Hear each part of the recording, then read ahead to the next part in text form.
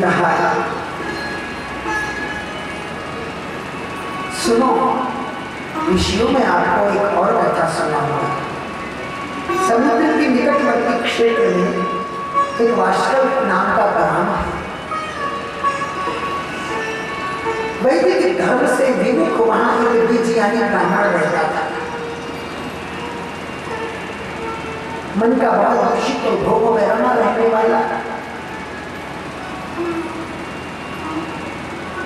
देवताओं पर कभी कोई विश्वास न करने वाला, सदग्रंथों पर, महात्माओं पर भरोसा नहीं रखने वाला।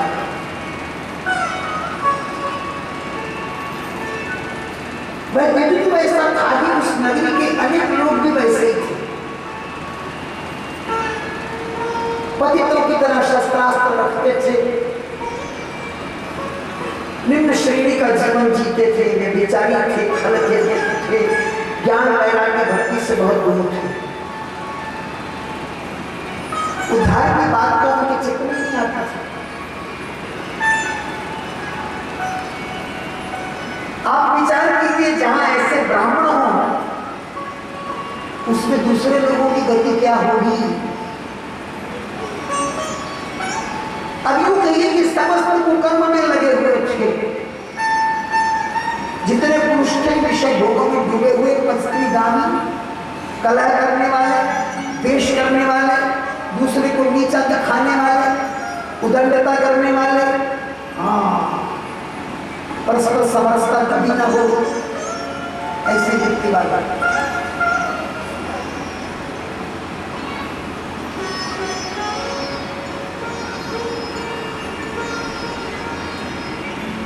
जिस ब्राह्मण की सूची कहते मैं चर्चा कर रहा हूं तो बहुत प्रसिद्ध था, उसका नाम था बिंदु। कर्म की दृष्टि से अधम था, कुमार पर चलता था। उसकी बड़ी ही पतिव्रता सती स्वभाव वाली एक स्त्री थी। उस स्त्री का नाम था चंचुला।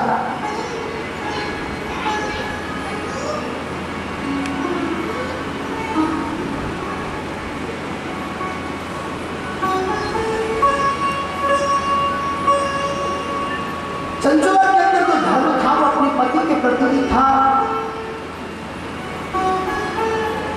देवताओं के प्रति था, शास्त्रों के प्रति था।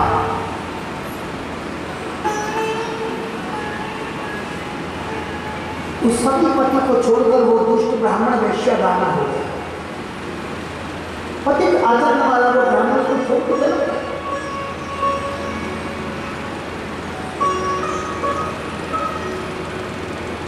बहुत देर तक तो वो सती चंचुला धर्म का पालन करती रही। काल की गति बहुत विलक्षण होती है।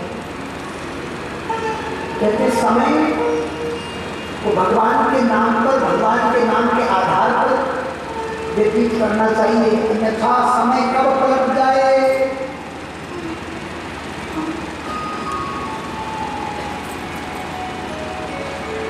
हम तो कहते हैं समय पलट गया, वस्तुतः तो समय हमें पलट देता है। इसलिए कालक्षेप करते हुए भगवान के चरण कदापि छोड़ देना चाहिए। विकट परिस्थितियों में तो भगवान का अधिक से अधिक नाम जपना चाहिए, उनका आश्रय लेना चाहिए। संसार के सारे झूठे मानकर एक सत्य सहारा ही है मानकर संचार को बना करके भगवान के चरण का कदापि त्याग नहीं करना चाहिए। वो स्त्री बहुत देर तक तो धैर्य बांध करके रखने वाली, अपने पति के वियोग में भी धर्मपूर्ण जीवन जीती रहे। अंत तो गत्ता उसका मन भी दिगायमान हो गया, जलायमान हो गया। गुरबाणी को पढ़ करके देखा कीजिए। हाँ, गुरबाणी में भक्तों की वाणी है, गुरुओं की वाणी है, और गुरु सबके हैं।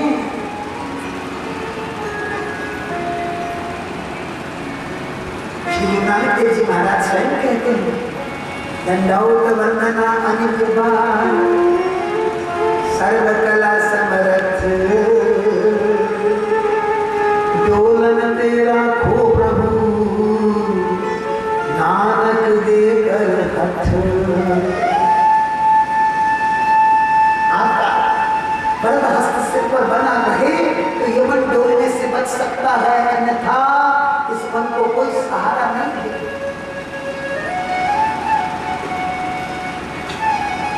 वो भी पाप युक्त हो गई, वो भी जब अचानक व्यभिचार में पड़ गई। और इस तरह पति और पत्नी दोनों के दोनों पापाचार में युक्त हो गए। जीवन का बहुत समय व्यतीत कर डाला उन्होंने, और पत्नी की मृत्यु हो गई। मृत्यु के बाद क्या हुआ? तो दूषित बुद्धि वाला था ना, नरक में जा गिरा।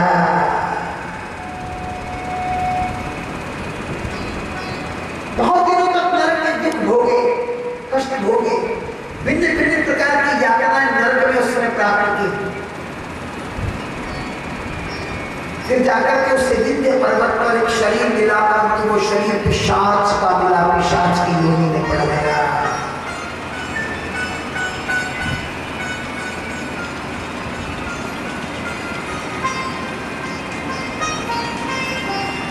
और उधर वो चंचुला भी पापा सकते हो। एक दिन दैव योग से कोई पुण्य पर्व आ गया, भाई बंधुओं के साथ वो गोकर्ण क्षेत्र में गई चंचुला, बिंदु की पत्नी।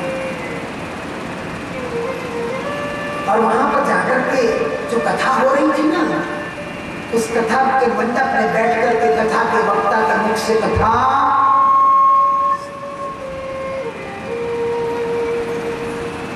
ब्राह्मण देव कथा कर रहे थे।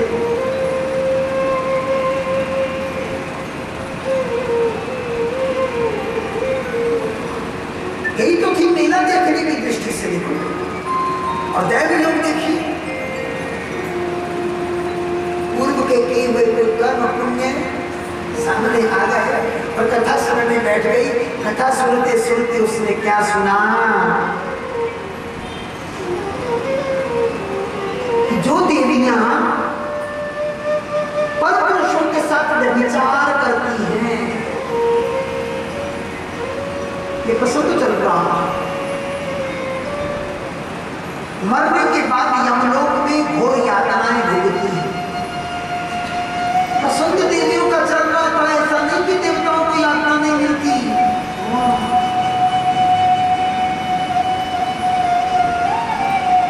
जो भी इस नरक में पड़ता है उसको परिणाम का घोर यातनाओं के नरक में गिरना ही पड़ेगा।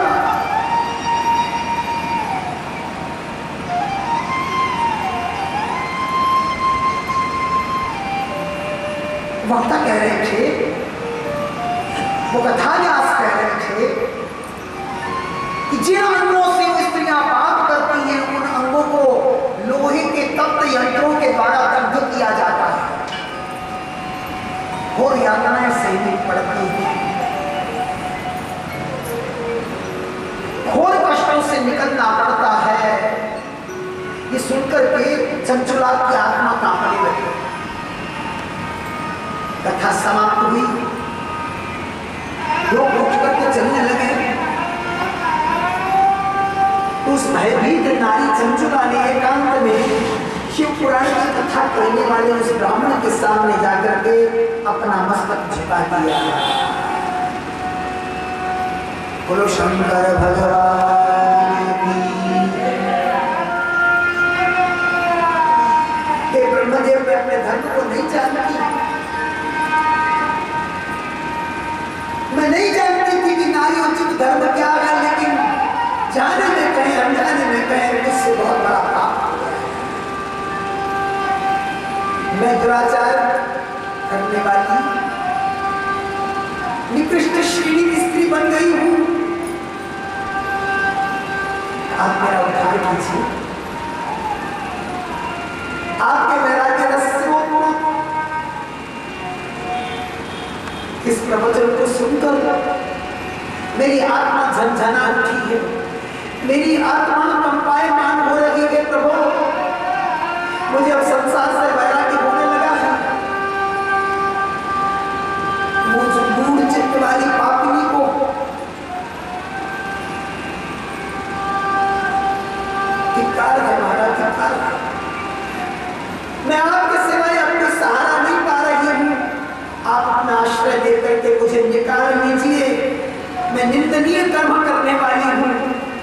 मैंने अपने आप को धर्म से विमुक्त कर लिया है, अब न जाने किस कष्टदायक प्रगति में मुझे गिरना पड़ेगा।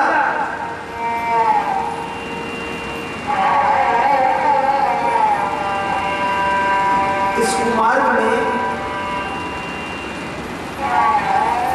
इस अधर्म में ले जाने वाले पाप मार्ग से मेरा छुटकारा कैसे होगा महाराज? कोई सत्पुरुष मेरा साथ नहीं देगा, क्योंकि मैं उनके सहजने की योग्य नहीं रही। यमराज के दूत बलवश मेरे गले में खंड डाल करके मुझे खींच कर ले जाएंगे, तब मेरा धैर्य कैसे बनेगा? इस तरह बिलखती हुई, सहायता की पुकार करती हुई उस महात्मा के चरणों में, उस ब्राह्मण के चरणों में नतमस्तक हुई, तो चंचुला नाम की देवी अपने पापों का पछताकर प्रायश्चित कर रही है।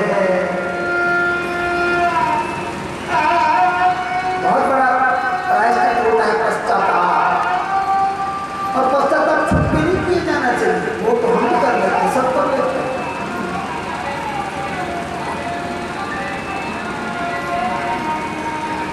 या तो वहां जाके रो दो, फूट कर निकाल दो सब कुछ, फिर ये मत सोचो कौन सुन रहा है कौन नहीं सुन रहा। वो चाहे तो आपकी वाणी मौत होने पर लाखों के कानों में आपकी अंतर्मन की गूंज पहुंचा दे, और वो चाहे तो आपकी मुखुत वाणी को लाखों के कान बंद करके छुपा ले। अपने पापों पर पछताकर जब भी तू रो देगा, तेरा एक आंसू तेरे पापों को धो देगा।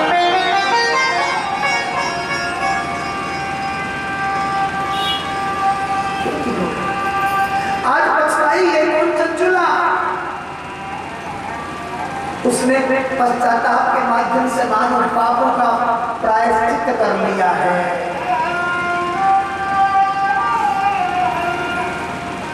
जो जो पश्चाताप करके रो रही, शुद्ध होती जा रही। अजामिल के प्रसंग में श्रीमद् भागवत महापुराण में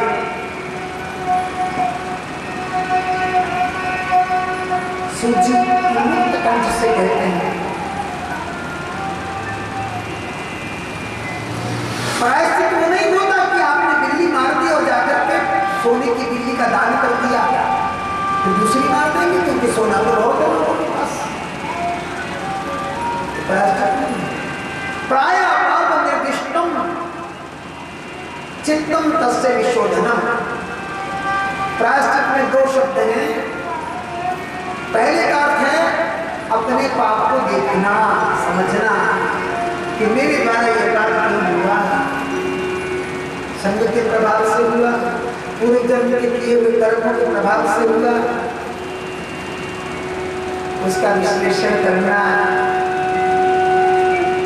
अपनी दुर्बलता ढूंढना, और दूसरा है उसको समाप्त करने का यत्न करना सद आचरण के द्वारा। पश्चातापः पापकृतां पापानां निष्कृति परा सर्वेषां मरणं सिद्धि सर्व पाप विशोधनम। पश्चाताप ही श्रेष्ठ ढंग का प्रायश्चित है।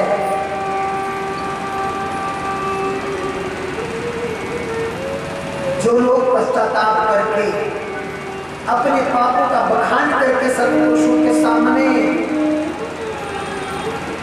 अपना प्रायश्चित कर लेते हैं, वास्तविक प्रायश्चित कर लेते हैं,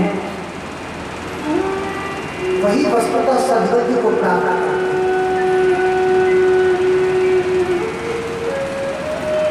उस ब्राह्मण ने कहा, देवी घबराओ मत, भगवान शिव करुणामय हैं,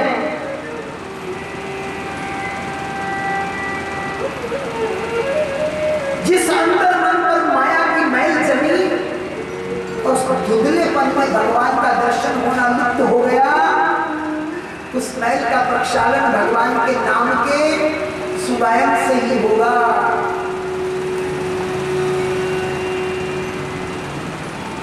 इसलिए भगवान शिव का नाम अपनी रचना पर बिठाओ।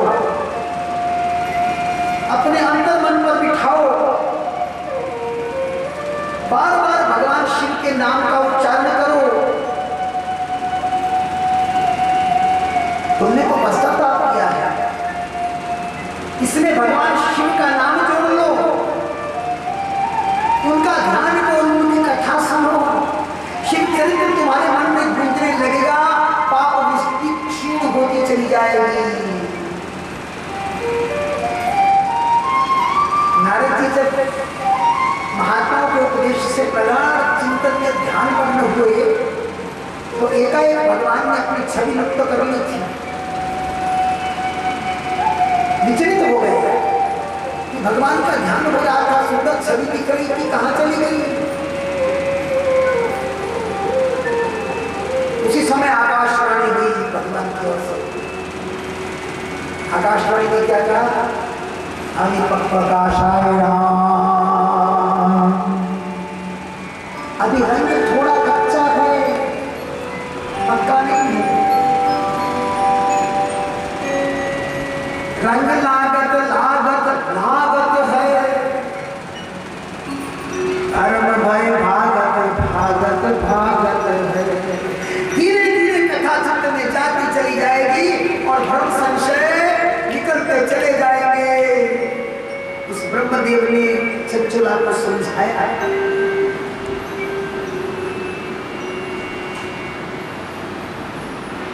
हिंदू ब्राह्मण की पत्नी चंचला प्रसन्न हो गई। महात्मा ने कहा, आप धन्य हैं, आप परमार्थदर्शी हैं, परोपकारी व्यक्ति के हैं, परोपकार में लगे हुए हैं।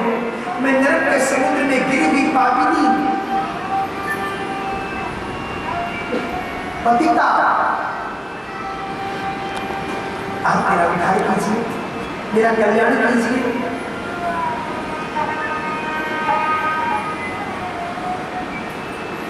जिस शिव पुराण की भूमिका को सुनने मात्र से मेरे चित्त के अंदर वैराग्य भाव की उत्पत्ति हो रही है, उस शिव महापुराण के प्रति मेरे अंदर श्रद्धा का सुजागरण हो रहा है। अब मेरा कल्याण आप ही कीजिए। अब वो देवी श्रद्धा से ओतप्रोत होकर सर्वस्व का त्याग करके घर घाट को छोड़ करके वहीं उसी स्थान पर गोकुल क्षेत्र में रहने लग गई। एक ही परीक्षित को सुखदेव भगवान ने कथा सुनाई, जानते हो ना? नहीं जानते? नहीं जानते? हम कुछ पूछ रहे थे, आपका ध्यान कहीं और था। अब देखो कथा में आने वाले आएंगे और आपकी आंखें वहां चली जाएंगे। कैसे कपड़े पहन के आए? बाहर वाले पहन के आए थे, घर वाले पहन के आए?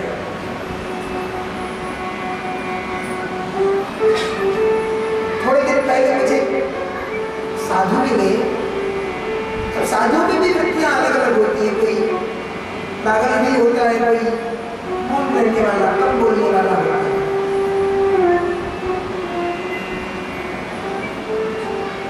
कभी कभी मैं बाहर जाकर भी स्वयं को पागल करता हूँ। मुझे कहने लगे आप स्वयं बनाते हैं? अच्छा अच्छा, ब्रह्मचारी जी है इसलिए बनाते हैं।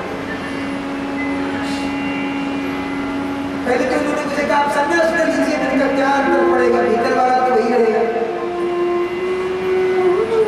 फिर मुझे कहने लगे श्वेत वस्त्र धारण कर लीजिए। मैंने कहा श्वेत करूंगा तो भी अंदर वाला वही रहेगा। भीतर का पूजा बदल जाए तब तो बात बनेगा। भीतर वाला बदलता नहीं है, वो पाप में रमा हुआ है तो रमा ही रहता है। उसको बदलने के लिए बहुत जन्म लग जाते हैं माताओं।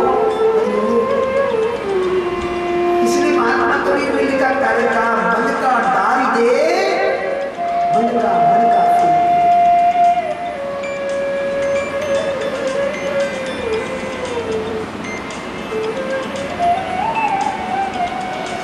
बाहर माला के मन के घुमाते रहो, कोई अंतर नहीं पड़ता, भीतर का मन नहीं बदलेगा।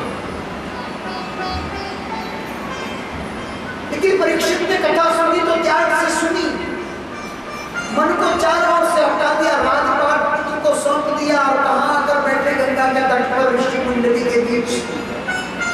त्याग करने का फल क्या हुआ कि परम त्यागी कैवल्य धाम स्वयं अनिर्वचनीय भगवान शुभदेव कथा सुनाने के लिए आ गए। और आज ये बिंदु की पत्नी क्या कर रही है? गोकर्ण क्षेत्र में आई थी, घर घाट की चिंता नहीं की, वही रह गई, लौट कर जाने की चिंता नहीं है। हम लोग आए और लौट जाने का संकल्प लेकर के आए।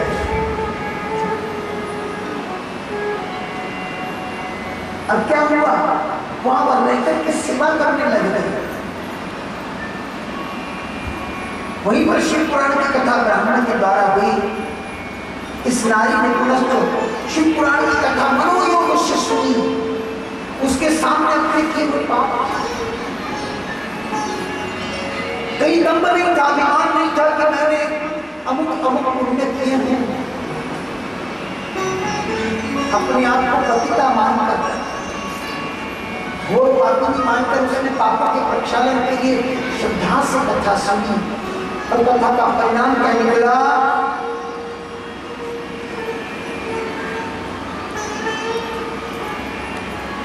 जो कथा भीतर गई थी ना, इसका मनन करते करते, चिंतन करते करते, उसका रटन करते करते, इसका ध्यान करते करते, एक दिन चंचुला ने भी शरीर का त्याग कर दिया।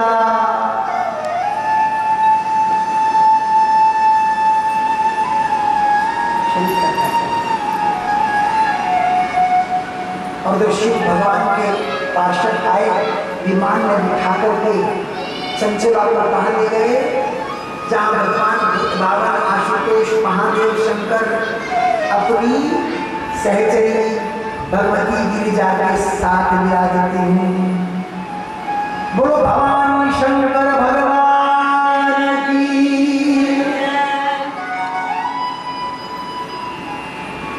दिव्यांगना बनकर के वहां गई। उसका पहले का शरीर नहीं, दिव्यांगना बनकर विमान में बैठ करके देखो।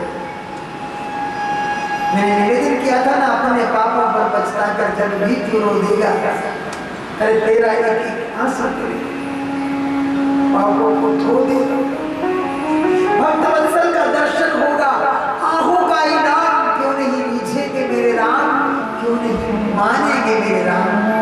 करो भरोसा, बन जाएंगे बिगड़े तेरे काम। कौन सा काम बिगड़ा है?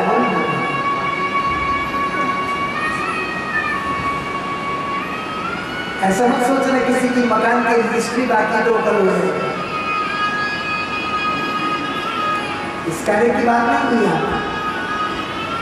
गुरबानी कहती मन और घटे दिन सूरैना गुरमिल काज सवारो। आयु कम हो रही है रोज रात दिन। एक शायर ने बड़ी सुंदर बात लिखी, गाफिल तुझे घड़ियाल ये देता घड़ी घड़ी उम्र की एक और घटाई। ये घड़ी घड़ी टिक टिक सुन लो ना, इस टिक टिक के साथ हमारी उम्र की एक एक टिक घट रही है। एक टिक बजी तो एक टिक इधर से कम हो गई। ये घड़ियाल मुनादी देकर घोषणा करके कह रहा है कि मैंने तेरी उम्र की एक एक टिक कम कर दी। हम कहते हैं लड़का 15 साल का हो गया, ये घड़ी समझाना चाहती कि 15 साल इसकी उम्र के कम हो गए।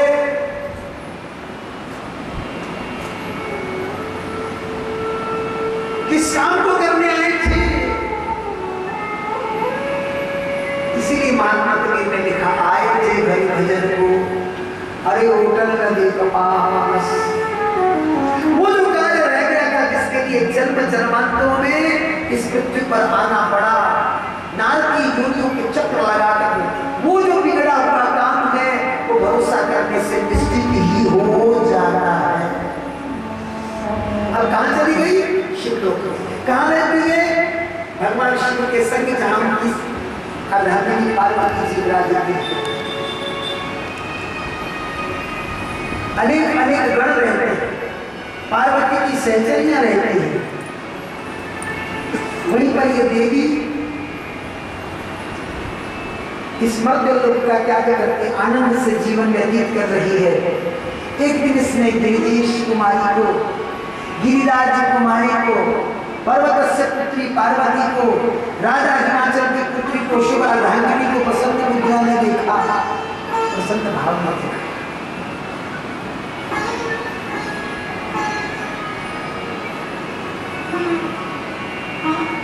स्वयं गिरिजा ने चंचला को अपनी सखी बना लिया था। प्रसन्न भाव से देखकर हाथ जोड़कर प्रार्थना करते हैं, हे गिरिराज नंदनी, हे स्कंद माता,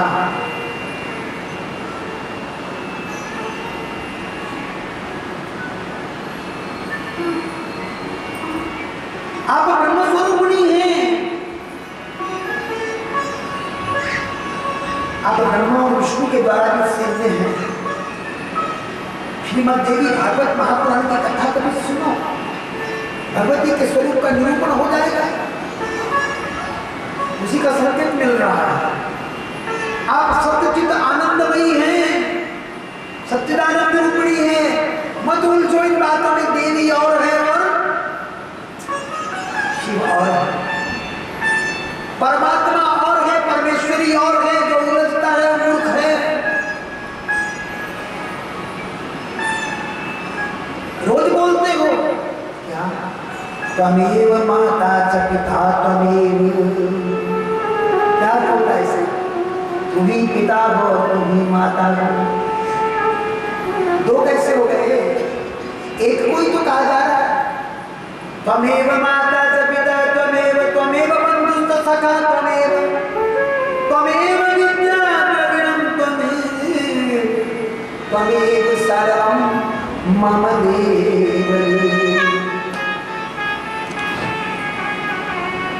अरे पिता के रूप में बुलाओगे तो पिता बनकर आ जाएगा, इसको मां बनाकर बुलाकर देखो ना, ये मां बनकर आ जाएगा। महात्मा कबीर ने बड़ी सुंदर अपनी पदावली में रचना लिखी, हरि जननी मैं बालक तेरा, काहे न औगण बख्शहु मीरा, कर कही केस करे जो घाता, तौ नगे तो उतारे माता, सुत अपराध करे दिन के ते, जननी के चित रहे न चेते।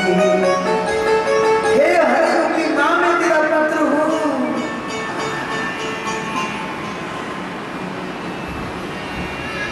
बेटा तो चंचल होता है, गोद में खेलता, माँ दूध पिलाती, छाती से लगाती है, लेकिन वो अबोध बालक माँ के केस पकड़कर खींचता है, कभी माँ पटकती नहीं, उसको छाती से लगाती रहती है। हे प्रभु आप जननी हैं, आप माँ हैं, मेरे अपराधों को ऐसे अबोध बालक मानकर मुझ पर ममता करना, करुणा करना, पालना करना।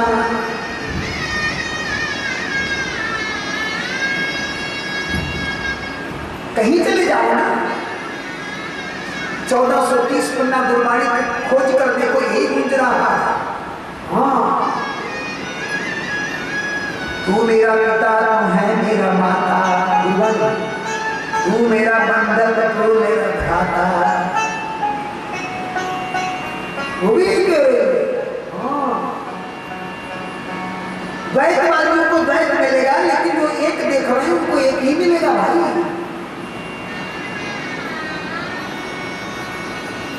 तो चंचला ने कहा, माते आप सच्चिदानंद रूपिणी हैं, आपका स्तवन ब्रह्मा जी ने किया, विष्णु भगवान ने किया,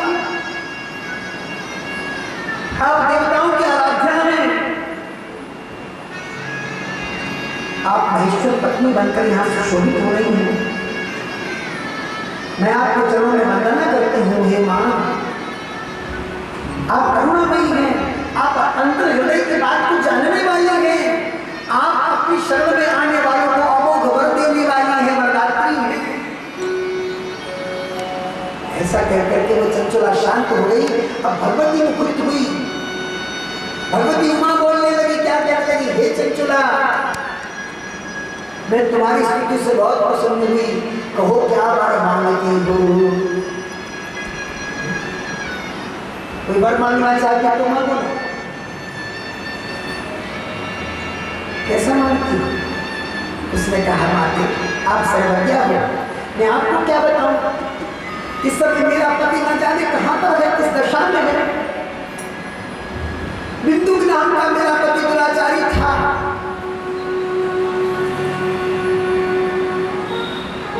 जिस तरह मुझे कल्याण का पात्र बनाकर आपने श्री चरणों में स्थान दिया है, आप मेरे पति का कल्याण कर दीजिए माते। गिरिजा मुस्कुरा करके कह लगी देवी चंचला, तुम्हारा बिंदु नाम का पति पापाचार करने वाला, दुष्ट आचरण करने वाला,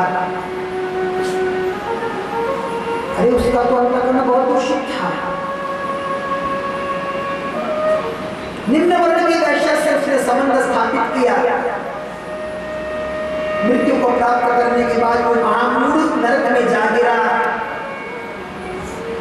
अगणित वर्षों तक नरक में रहा उसने, नाना प्रकार के कष्ट भोगे, फिर विंध्य पर्वत पर पिशाच का रूप धारण कर लिया है।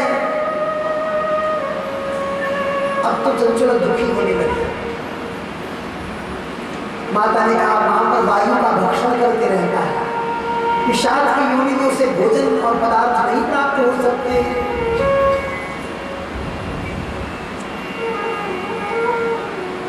दुखी हुई चंचला ने अपने पति के उद्धार की प्रार्थना से अपने हृदय को भरा। कहा महेश्वरी महादेवी मुझ पर कृपा कीजिए, मेरे पति ने यद्यपि दूषित कर्म किए हैं, लेकिन आप तो करुणामयी मां हैं, आप अपनी करुणा से निश्चित ही उनका उद्धार कर देंगी, ऐसा मेरा विश्वास है। उचित बुद्धि वाले मेरे पति को किस उपाय से उत्तम गति प्राप्त हो सकती है, आपको उपाय शीघ्रता से बताने की कृपा कीजिए माते। ऐसा कहकर प्रार्थना क्या करती है, तीन उपाय में भरता सदगति प्राप्त हुआ, किस उपाय से मेरा पति सदगति को प्राप्त हो जाएगा।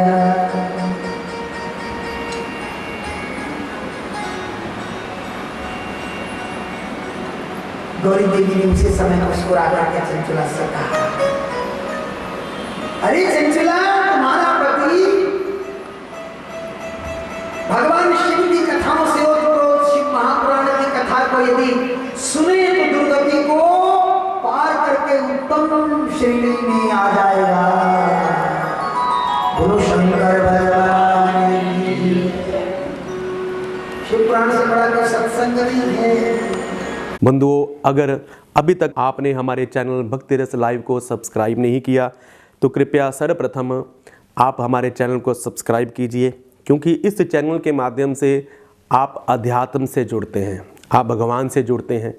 नए नए भजन इस चैनल के माध्यम से आप श्रवण करते हैं और माता रानी के जागरण इस चैनल के माध्यम से आप घर बैठे देखते हैं और बहुत से ज्ञान के भंडार इस चैनल के माध्यम से आपको प्राप्त होते हैं। तो कृपया इस चैनल को सब्सक्राइब करें, बेल का चिन्ह दबाएं, ताकि हमारे द्वारा दी गई प्रत्येक जानकारी आप तक सहजता से प्राप्त हो सके। जय श्री कृष्णा, जय श्री राधे, जय श्री कृष्णा, जय श्री राधे।